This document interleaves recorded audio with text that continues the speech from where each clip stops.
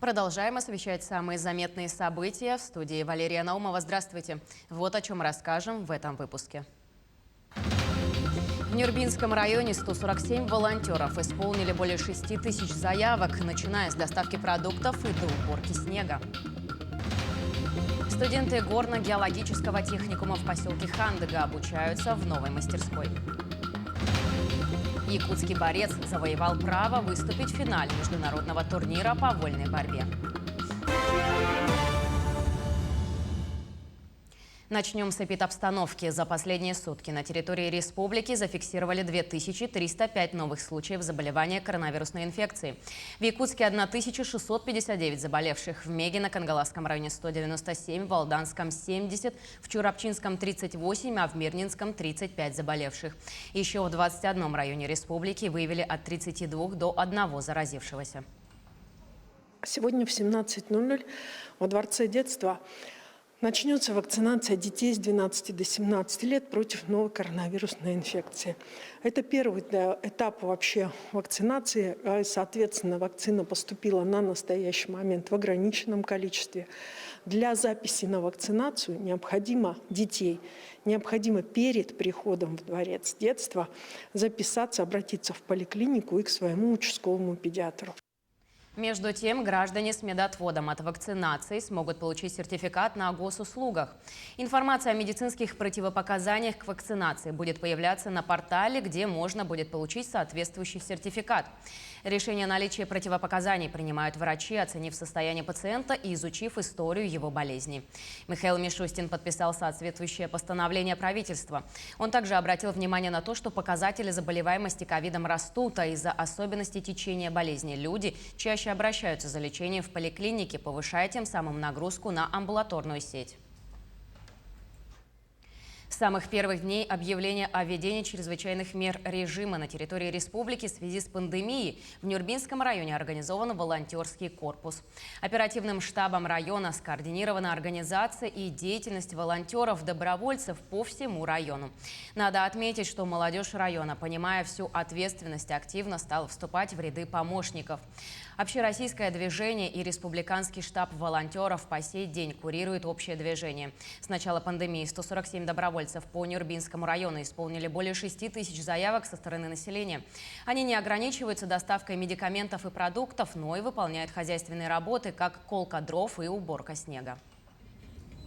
Наш волонтерский корпус работает с 2020 года и по сей день работаем. У нас более 80-70 волонтеров, и каждый день примерно поступает по 10-20 заявок. Обычно нам поступают заявки от пожилых и людей, находящихся в самоизоляции, и мы доставляем им продукты и лекарства. Волонтерство делает сообщество лучше и добрее. К другим темам. Внеплановая проверка в отношении Якутскэнерго выявила нарушения в период 7 аварийных и 49 плановых отключений электроэнергии в столице республики в ноябре 2021 года. Поводом для проверки послужили многочисленные обращения граждан в адрес МКУ службы эксплуатации городского хозяйства на участившиеся отключения электроэнергии в холодный период года. Особенно в секторе индивидуальной жилой застройки, где риск заморозить дом выше из-за энергозависимых источников тепла. По результатам проверки в отношении Якутскэнерго возбуждено дело об административном правонарушении. Решение о привлечении к ответственности будет принято по итогам рассмотрения протокола. Школы Ленска пока учатся очно. При этом педагоги дополнительного образования последнюю неделю видят детей через экраны монитора. С дистанционкой родители, дети и учителя знакомы 3-й год. Как за это время изменилось отношение к электронному формату, расскажут наши коллеги. Татьяна Чувашова демонстрирует возможности гоночной машины. Педагог бы с радостью провела лекцию по робототехнике детям, но очко учреждения пока отменили. Парты пустуют больше недели. Детали теперь виртуальные. Татьяна признается, многое приходится объяснять на руках. Ребенку трудно так воспринимать информацию. Он ждал от меня помощи. Ну, естественно, он там плачет. Я тут чуть не плачу от того, что он там, я ему не могу помочь вживую, да. И вот пришлось как-то с помощью видеозвонка выходить из ситуации. Педагоги говорят, учиться из дома тяжелее детям до 5-6 класса. Материал не усваивается без учителя, а задания выполнять надо. Тут на помощь приходят родители. Взрослые начинают учиться за детей. Ребенок остается в незнании. При этом он приходит и получает плохую оценку. У родителя складывается впечатление, что эту оценку поставили не ребенку, а самому родителю. Как это так? Я сделал все правильно, я же это умею делать, а мне поставили такую оценку.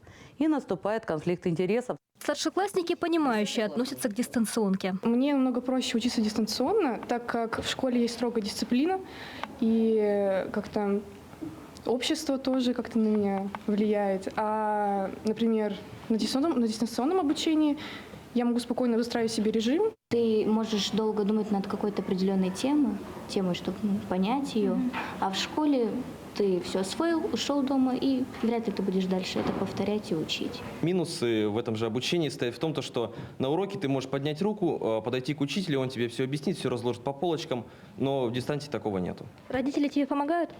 Нет, справляюсь сам. За 3 года успеваемость и качество обучения школьников в Ленском районе остаются на одном уровне, показывает статистика. В 2020-м из-за самоизоляции старшеклассники сдавали ЕГЭ позже, в июле. В управлении образования объясняют, дистанционка, наоборот, помогла лучше подготовиться к экзаменам. Ученик не отвлекался на другие предметы. Средний балл ЕГЭ в 2019 году, например, если взять русский язык, в 2019 году было 66 баллов, а в 2021 году тоже 66 баллов. Так что, можно сказать, не изменилось. В 2020 году было 70 баллов примерно, но это все равно сравнимо с тем, что было. В век информационных технологий полностью отказаться от дистанционного обучения невозможно. Но и учителя никем не заменишь. Важно понимать, что оценки в школе зарабатываются учеником, а не родителям. Дарья Боискорова, Олег Соснин, телеканал «Алмазный край». Евгений Григорьев предложил включить глав городов-членов Ассоциации сибирских и дальневосточных городов, выступающих за внесение поправок в рабочую группу Владимира Бурматова по поправкам в федеральный закон об ответственном обращении с животными. Свое предложение он озвучил накануне во время совещания в Министерстве по развитию Дальнего Востока и Арктики. Совет Думы поручил подготовить изменения в законодательстве, которые позволят решить проблему нападения бродячих собак на людей. Выработкой предложений займется рабочая группа во главе с Владимиром Бурматовым, первым заместителем председателя комитета по экологии, природным ресурсам и охране окружающей среды. В горно-геологическом техникуме поселка Хандыга с нового учебного года студенты получают навыки по выбранной профессии в новой мастерской обогащения полезных ископаемых. Это стало возможным благодаря финансовой поддержке социального партнера Южно-Верхоянской горнодобывающей компании, выделившей более 1 000 000 рублей. Для новой лаборатории приобретены учебные версии машин, флотационные, отсадочные, муфельные печи, также реагентный питатель и электронные весы. Это оборудование – мини-копии тех, которые эксплуатируются в горно-обогатительных комбинатах. Здесь студенты знакомятся со всем технологическим процессом и работой, хотя и миниатюрного, но реального фабричного оборудования. А социальные партнеры, в частности, Южно-Верхоянская горнодобывающая компания, получают уже полностью подготовленных сотрудников, которые сразу после техникума будут работать на оборудовании фабрики. Таких оснащенных техникумов очень мало. И надо сотрудничать, мне кажется, на данный момент. Тем более у нас Тампонский вуз является производственной точкой. То есть сейчас на данный момент открывается фабрика за фабрикой. И если будем сотрудничать с каждой организацией, они будут оснащать нас и брать на работу наших студентов. Это для нашего района, для нашей республики это будет большим достижением. В прошлом году на базе лаборатории по заказу Центра занятости населения свыше 70 жителей республики прошли краткосрочные курсы по 11 профессиям горнодобывающей промышленности. Также горно-геологический техникум выпустил студентов 2 групп обогащения полезных ископаемых. Это около 40 человек, из которых 90% трудоустроились по специальности в Нежданинском ГОКе. В этом году также выпускаются 2 группы. Ребята с удовольствием изучают в лаборатории все тонкости будущей работы. Это механическая фотомашина, у нас лабораторная. Под ее камерой сюда добавляются реагенты по очередности. Сначала добавляется регулятор среды, потом активатор, депрессор, собиратель и вспениватель. Флотация – это самый основной процесс обогащения. В этом году планируется дооснащение лаборатории обогащения полезных ископаемых на сумму 1 миллион рублей. Финансовые затраты готов понести будущий работодатель Южно-Верхоянская горнодобывающая компания. Мария Винокурова, Хандыга, Тампонский район. Якутянин Виктор Рассадин оспорит золотую медаль международного турнира по вольной борьбе Гран-при Иван Хирыгин, который проходит в эти дни в Красноярске. Якутский борец завоевал право выступить в финале накануне, победив в 3 схватках. На стадии 1/8 финала он со счетом 7-6 выиграл дагестанца Курбана Шираева. В четвертьфинале якутянин не оставил шансов казаху Сырбазу Талгату, победив со счетом 12-1. В полуфинале со счетом 6-1 был повержен Усман Шахгириев из Красноярска. Края. В схватке за золото турнира Рассадин сойдется с Анзором Закуевым, представляющим Кабардино-Балкарскую республику. Финальные схватки в рамках 2-го соревновательного дня начнутся в 20:15 по якутскому времени.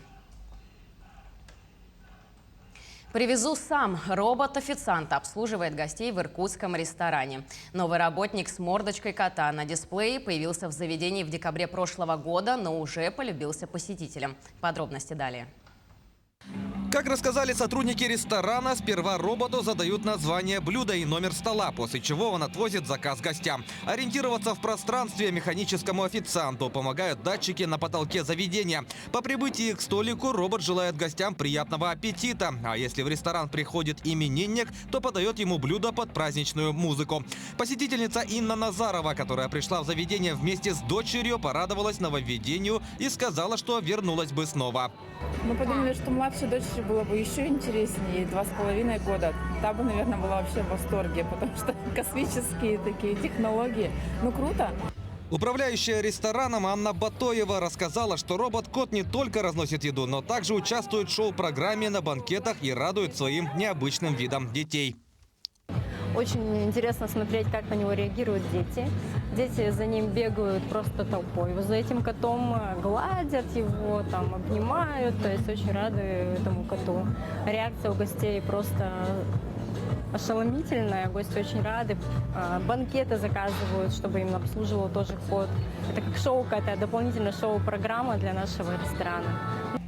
Кроме того, робот умеет реагировать на прикосновение. Однако, если гладить слишком долго, то он может возмутиться. Тогда на экране появится хмурая мордочка, и кот будет недовольно мяукать. Нового сотрудника персонал прозвал Федерико. По их словам, свободное от заказов время механический помощник проводит возле барной стойки. На этом все. До новых встреч в эфире.